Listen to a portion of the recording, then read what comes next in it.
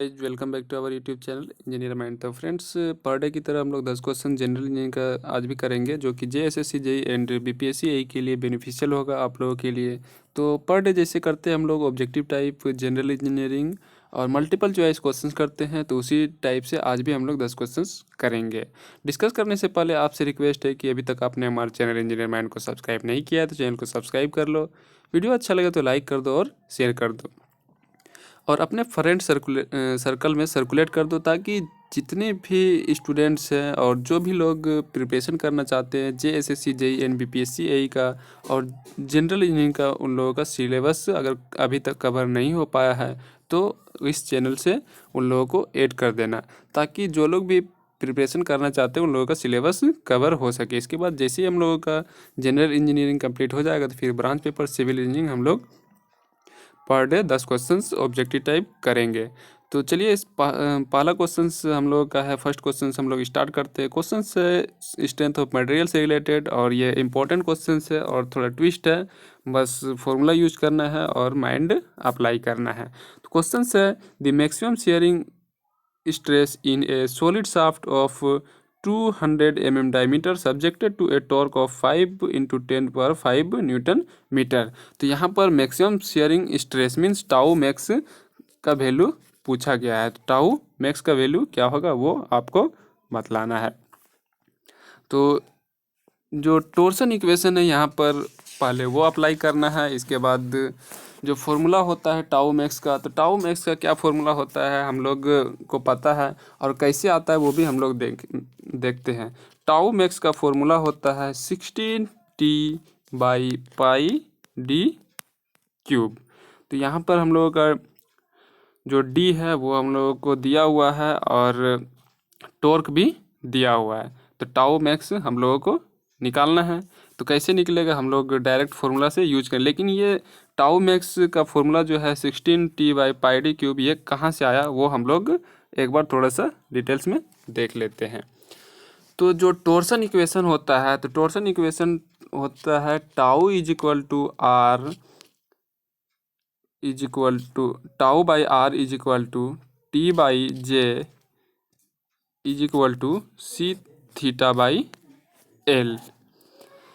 तो c(θ/l) यहाँ पर हम लोग को नेगलेक्ट कर देना है, क्योंकि हम लोगों को सिर्फ टॉर्क दिया हुआ है और टाउ का वैल्यू निकालना है एंड रेडियस दिया हुआ है। तो इसी फॉर्मूला से हम लोगों का जो आता है tau max is equal to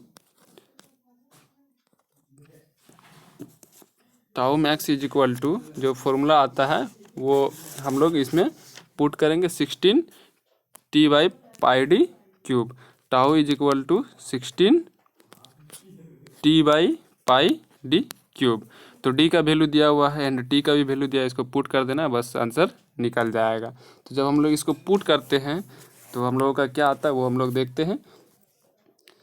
तो tau max is equal to 16 into torque हम लोगों का है 5 इंटू 10⁵ तो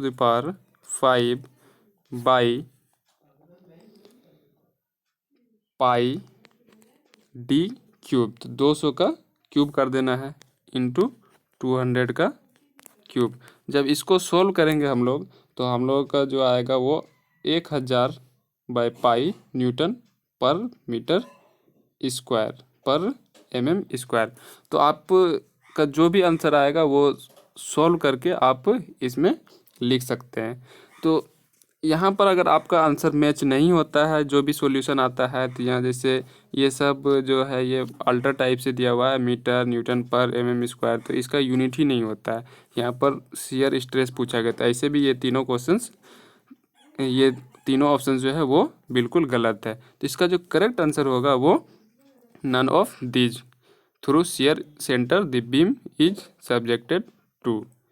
तो ऐसा इसलिए मैं बोल रहा हूँ कि जो टाउ मैक्सिमम का हम लोगों का वैल्यू निकलेगा वो न्यूटन पर mm² में आएगा, और टाउ मैक्सिमम का जो फॉर्मूला होता है 16t/π/d³। तो ये वाला फॉर्मूला टी आपको दिया हुआ है इतना और डी आपको दिया हुआ है इतना।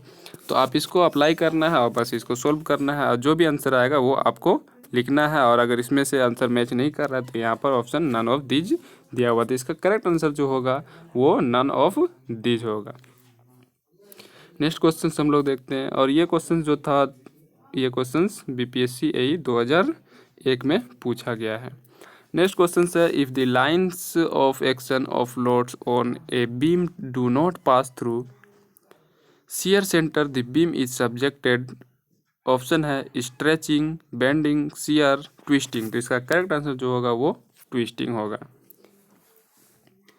ट्विस्टिंग क्यों होगा वो हम बता देते हैं कि if the lines of action of loads on a beam do not pass through shear center the beam is subjected to twisting. shear center is defined as the point through which when the load act the twisting और torsion does not occur in the beam.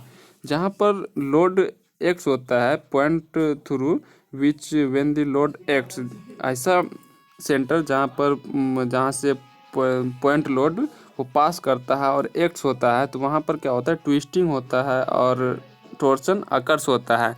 तो इसीलिए हम लोग जो the line of action of loads of beam do not pass through shear centre the beam is subjected to twisting, तो यहाँ पर twisting अकर हो जाता है। नेक्स्ट क्वेश्चन हम लोग देखते हैं। नेक्स्ट क्वेश्चन से हम लोगों का the moment of inertia of a beam section about a principal axis. तो प्रिंसिपल एक्सिस क्या होता है आपको पता होगा, जहाँ पर शियर फोर्स जो मैक्सिमम होता है तो वहाँ उसको हम लोग क्या बोलते हैं, मोमेंट ऑफ इनर्शिया। जहाँ पर शियर फोर्स मैक्सिमम होता है तो उसको हम लोग प्रिंसिपल एक्सिस बोलते हैं। तो यहाँ पर जो पूछा गया है कि the moment of inertia of a beam section about a principal axis is, तो यहाँ पर करेक्ट आंसर जो होगा मैक्सिमम होगा, क्योंकि शियर फोर्स जब मैक्सिमम होता है तो मोमेंट ऑफ इनर्शिया भी मैक्सिमम होगा। तो नेक्स्ट क्वेश्चन अब हम लोग देखते हैं। तो नेक्स्ट क्वेश्चन हम लोगों का है the strain energy in A elastic column of solid circular section of diameter d carrying a given load at the top is u if the column section is tubular with external diameter d and internal diameter d by 2 the strain energy is। तो strain energy यहाँ पर पूछा गया है। तो सबसे पहले आपको स्ट्रेन एनर्जी का फॉर्मूला पता होना चाहिए, तभी आपका ये सॉल्यूशन होने वाला। तो स्ट्रेन एनर्जी अगर हम लोग बात करें तो स्ट्रेन एनर्जी का जो फॉर्मूला होता है U=τ²/4c/v, तो उसी से इसका सॉल्यूशन होगा। तो इसका जो करेक्ट आंसर हो जाएगा वो डी हो जाएगा, क्योंकि हम लोगों का जो स्ट्रेन एनर्जी का वैल्यू निकलेगा वो 4/3u, क्योंकि यहाँ पर दो स्ट्रेन एनर्जी, एक u डैश है एंड एक u है, तो हम लोगों का वैल्यू निकल रहा है 4/3u। तो इसमें थोड़ा ट्विस्टेड क्वेश्चन है और ज़्यादा सॉल्व करना पड़ेगा, इस स्पेस हम लोगों के पास उतना नहीं है, तो इसका वैल्यू 4/3u आ रहा है, लेकिन यहाँ पर ऑप्शंस में नहीं दिया है, तो नन ऑफ दीज हो जाएगा। तो 24 का करेक्ट आंसर जो होगा वो डी हो जाएगा। नेक्स्ट क्वेश्चन हम लोग देखते हैं। अभी तक जितना क्वेश्चन हम लोग करें वो स्ट्रेंथ ऑफ मटेरियल से ही रिलेटेड था, और ये भी क्वेश्चंस बीपीएससी एई प्रीवियस ईयर में पूछा गया है। नेक्स्ट क्वेश्चन है the final setting time for ordinary Portland cement should be not more than. तो यहाँ पर फाइनल सेटिंग टाइम जो होता है वो हम लोग को 10 आवर्स होता है। तो यहाँ पर 10 आवर्स ऑप्शन नहीं दिया हुआ है, ऑप्शन दिया हुआ है 30 मिनट्स, 60 मिनट्स, 300 मिनट्स, 600 मिनट्स। तो 1 मिनट में 60 सेकेंड होता है और 60 मिनट का 1 घंटा होता है। तो हम लोग को 10 घंटा है तो 10 से मल्टीप्लाई कर देंगे तो यहाँ पर क्या हो जाएगा, 600 मिनट्स। तो करेक्ट ऑप्शन जो होगा वो डी हो जाएगा, कि फाइनल सेटिंग टाइम जो होता है ऑर्डिनरी पोर्टलैंड सीमेंट का वो 600 मिनट होता है, मीन्स 10 घंटा, 10 आवर्स। तो इनिशियल सेटिंग टाइम अगर पूछा जाए आपको तो 30 मिनट्स होता है, लेकिन यहाँ पर पूछा गया है फाइनल सेटिंग टाइम। तो फाइनल सेटिंग टाइम वो 10 आवर्स होता है, 10 आवर्स में 600 मिनट्स होता है। तो इसका करेक्ट आंसर डी हो जाएगा। नेक्स्ट क्वेश्चन हम लोग देखते हैं, और ये questions concrete structure and building material से रिलेटेड है। नेक्स्ट क्वेश्चन हम लोग देखते हैं। नेक्स्ट क्वेश्चन से assumption made in deriving Bernoulli's equation are. तो बर्नौलीज इक्वेशन क्या होता है कि potential energy, kinetic energy and pressure energy का जो समेशन होता है वो एक इंस्टेंट होता है, और इज इक्वल टू 0 होता है। तो बर्नौलीज थ्योरम क्या होता है वो पहले आपको जानना जरूरी है। Bernoulli's theorem state that the sum of the energy state passes through a flowing liquid at any instant is equal to 0। तो potential energy, kinetic energy and pressure energy जो होता है वो हेड होता है। तो यहाँ पर पूछा गया है assumption made in deriving Bernoulli's equation are steady flow and non viscous fluid, study and uniform flow and incompressible flow, steady flow and ideal fluid. तो इसका जो करेक्ट आंसर हो जाएगा वो होगा डी, क्योंकि स्टेडी फ्लो होना चाहिए एंड आइडियल फ्लूइड होना चाहिए। तो इसका करेक्ट आंसर वो डी हो जाएगा। जब हम लोग एजम्पशन करते हैं बर्नौलीज थ्योरम का, ड्राइव करते हैं इक्वेशन का, P by rho G plus V square by 2g plus Z is equal to 0, तो इसमें जो एजम्पशन लेते हैं तो वो स्टेडी फ्लो होना चाहिए एंड फ्लूइड आइडियल होना चाहिए। तो इसका करेक्ट आंसर डी हो जाएगा। नेक्स्ट क्वेश्चन हम लोग देखते हैं और ये क्वेश्चन फ्लूइड मैकेनिक्स से रिलेटेड है। नेक्स्ट क्वेश्चन है और ये नेक्स्ट क्वेश्चन मैकेनिकल से रिलेटेड है। जो क्वेश्चन अभी हम लोग स्क्रीन पर देख रहे हैं, the entropy of a real isolated system. Option है increases, decreases, remains the same, is difficult to predict. तो ये क्वेश्चंस मैकेनिकल से है और मैकेनिकल वाला ये क्वेश्चन जल्दी से आप लोग आंसर बता दो कमेंट करके कि इसका आंसर क्या होगा। तो इसका करेक्ट आंसर जो होगा वो ए हो जाएगा, increases. The entropy of an isolated system always increases. ऐसा क्यों होता है? क्योंकि चेंजेस जो होता है एंट्रोपी ऑफ सिस्टम में, तो वो डेल एस जो होता है, तो del S I I R होता है plus del S E I होता है।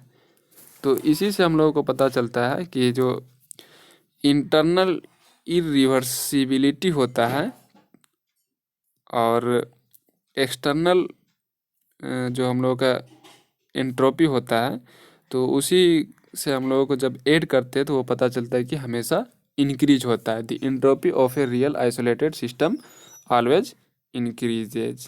तो इसका करेक्ट आंसर जो होगा वो ए हो जाएगा।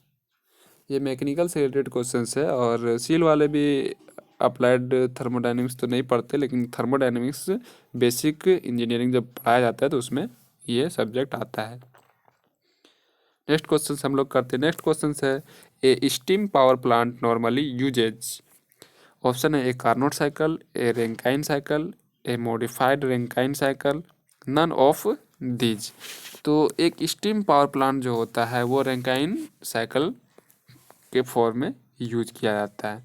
तो इसका करेक्ट आंसर जो होगा वो बी हो जाएगा, क्योंकि heat rejection takes place at constant pressure. तो हीट का जो रिजेक्शन होता है वो कांस्टेंट प्रेशर पे टेक्स प्लेस होता है। इसका एग्जांपल जो है वो स्टीम पावर प्लांट है, थर्मल पावर प्लांट है।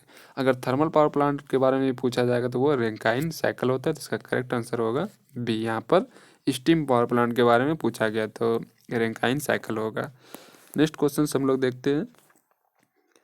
इन a diesel cycle heat addition takes place. Diesel cycle जो होता है तो हीट का जो एडिशन होता है तो वो क्या टेक्स प्लेस करता है? तो इसका करेक्ट आंसर जो होगा वो बी होगा, अंडर कांस्टेंट प्रेशर। ऑप्शंस में है under constant volume, under constant temperature, none of these, under constant pressure. तो यहाँ पर पूछा गया डीजल साइकिल के बारे में। तो अगर डीजल साइकिल के बारे में पूछा जाए तो कांस्टेंट प्रेशर होगा। तो इसका करेक्ट आंसर बी हो जाएगा। तो अब हम लोग नेक्स्ट क्वेश्चन देखते हैं। नेक्स्ट क्वेश्चन अगर हाँ इसी में एक और आता है, ऑटो साइकिल आता है, कार्नोट साइकिल भी आता है। तो अगर ऑटो साइकिल के बारे में पूछा जाए तो इसमें कांस्टेंट वॉल्यूम होता है, और अगर कार्नोट साइकिल के बारे में पूछा जाए तो कार्नोट साइकिल में जो होता है both heat and reaction constant temperature. तो ये कांस्टेंट टेम्परेचर पे होता है अगर कार्नोट साइकिल। यहाँ पर डीजल साइकिल पूछा है तो यहाँ पर कांस्टेंट प्रेशर होगा। तो इसका करेक्ट आंसर बी हो जाएगा। नेक्स्ट क्वेश्चन हम लोग देखते हैं। नेक्स्ट क्वेश्चन है an isochoric process is one for which. तो ऑप्शन जो होगा वो volume is constant. Isochoric process में वॉल्यूम कांस्टेंट रहता है। लेकिन ऑप्शंस में दिया हुआ pressure is constant, temperature is constant, none of these. तो हमारा जो करेक्ट आंसर होगा वो वॉल्यूम इज कांस्टेंट होगा, क्योंकि आइसोथर्मल प्रोसेस में जो होता है तो कांस्टेंट टेम्परेचर होता है, आइसोबैरिक प्रोसेस में जो होता है वो कांस्टेंट प्रेशर होता है।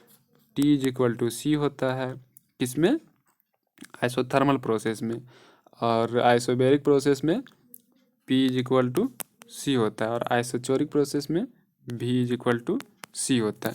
तो यहाँ पर जो पूछा गया हम लोग को तो आइसोबैरिक प्रोसेस पूछा गया, तो भी इज इक्वल टू सी होगा। तो इसका करेक्ट आंसर जो होगा वो वॉल्यूम इज कांस्टेंट। तो फ्रेंड्स हम लोग का 10 क्वेश्चन कंप्लीट हो चुका है। तो आपसे रिक्वेस्ट है कि अभी तक आपने हमारे चैनल इंजीनियर माइंड को यूट्यूब पर सब्सक्राइब नहीं किया तो चैनल को सब्सक्राइब कर लो, वीडियो अच्छा लगे तो लाइक कर दो और अपने फ्रेंड सर्कल में शेयर कर दो, ताकि पर डे आप 10 क्वेश्चंस जनरल इंजीनियरिंग का कवर कर सकें। तो आज के वीडियो में इतना ही, फिर नेक्स्ट वीडियो में 10 क्वेश्चंस के साथ मिलते हैं, तब तक के लिए बाय।